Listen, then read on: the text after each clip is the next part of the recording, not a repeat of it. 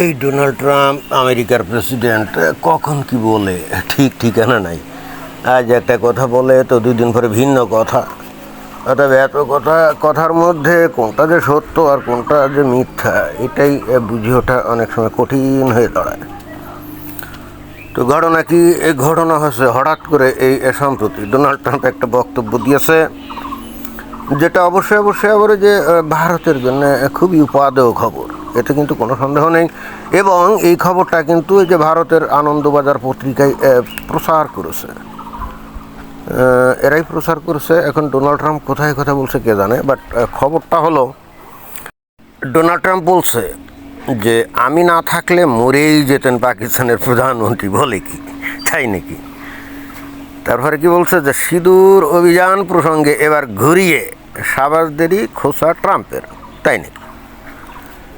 অথচ এই একই ডোনাল্ড ট্রাম্প কিছুকাল আগেও তো পর্যন্ত বলছে যে এই ভারতের কতগুলো যে 5টা না 7টা বিমান জানি এই পাকিস্তান ফেলে দিয়েছে, এরকমই তো বলছিল, তাই না?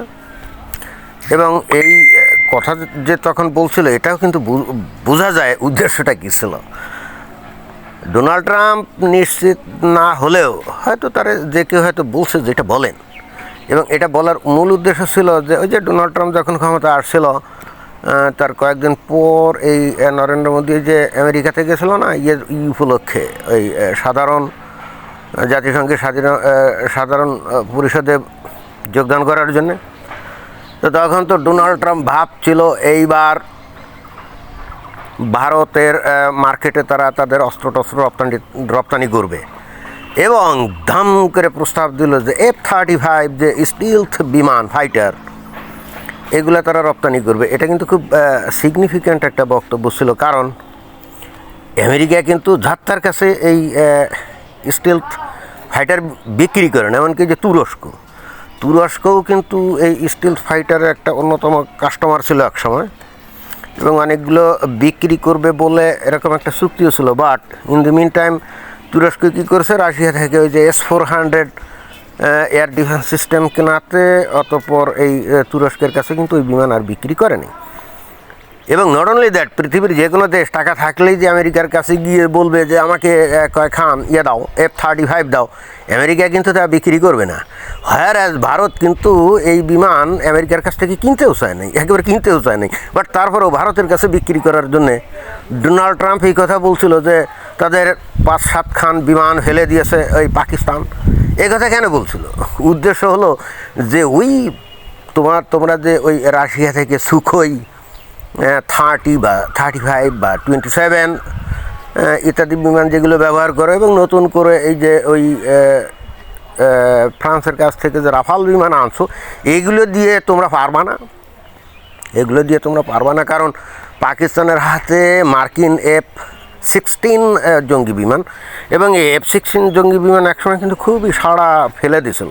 মানে সাড়া জাগানো একটা বিমান, যেটা আজকে থেকে মনে করেন 30-35 বছর আগে সারা দুনিয়াতে প্রচণ্ড রকম চাহিদা সম্পন্নই খালি ছিল না, এটা অন্যতম সেরা বিমান ছিল, এবং এটা খুব সাড়া ফেলে দিয়েছিল। এর এখনও কিন্তু ওই যে হারার কোনো রেকর্ড নেই। সম্ভবত সম্প্রতি কয়েকটা এই ইউক্রেনে মনে হয় যে এই রাশিয়া ফেলে দিয়েছে। এর বাইরে এর আগে কোনো যুদ্ধে আমেরিকার যে F-16 অথবা F-15 ইগল, F-15 তো আরও উন্নত, F-16 এবং F-15 এই দুটো বিমানের অতীতে কিন্তু পরাজয়ের কোনো রেকর্ড নেই, অর্থাৎ কেউ তাদেরকে এ পর্যন্ত ফেলে দিতে পারে নাই। জাস্ট সাম্প্রতিককালে এসে রাশিয়া সম্ভবত 2-3টা ফেলে দিয়েছে এই ইউক্রেনে। তো যে বিমান F-35 যে কেউই আমেরিকার কাছে চাইলেই কিনতে পারে না, সেই আমেরিকা ডোনাল্ড ট্রাম্প আগ বাড়িয়ে ভারত না চাইতেও ভারতের কাছে বিক্রির জন্য প্রস্তাব দিয়েছিল, তাই না? এখন ভারত মনে হয় যে টেকনিক্যাল কারণে এটা নেয়ার কথা ছিল ওই একই প্রায় দামে, বা তার থেকে হয়তো কিছু বেশিও হতে পারে, আমি জানি না, হয়তো কিছু বেশি দাম দিয়ে কিন্তু এই যে ফ্রান্সের থেকে এই যে রাফাল বিমান কিনছে।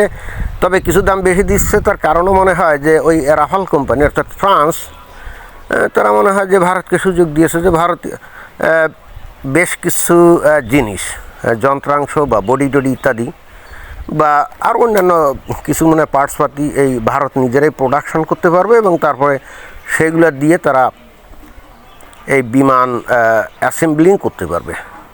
তো এটা একদিক দিয়ে হিসাব করলে খারাপ না।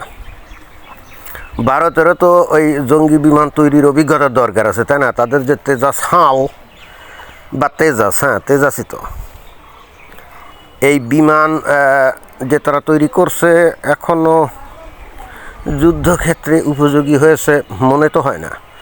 আরও অনেক ট্রায়ালের মধ্য দিয়ে যেতে হবে। তার মধ্যে তো ভারত এখনও এই বিমানের ইঞ্জিন তৈরিতে এখনও খুব একটা বেশি সাফল্য দেখাতে পারেনি, যদিও তারা বলছে যে তাদের কাবেরি যে ইঞ্জিন এটা নাকি মোটামুটি নির্ভরযোগ্য, কিন্তু আসলে ট্রায়াল বহুত বাকি, আরও অনেক দিন লাগবে, এতে কিন্তু কোনো সন্দেহ নাই। তো যাই হোক, সেই ডোনাল্ড ট্রাম্প এই বিক্রি টিক্রি করতে চাইছিল, ভারত তো এগুলো কেনে নাই।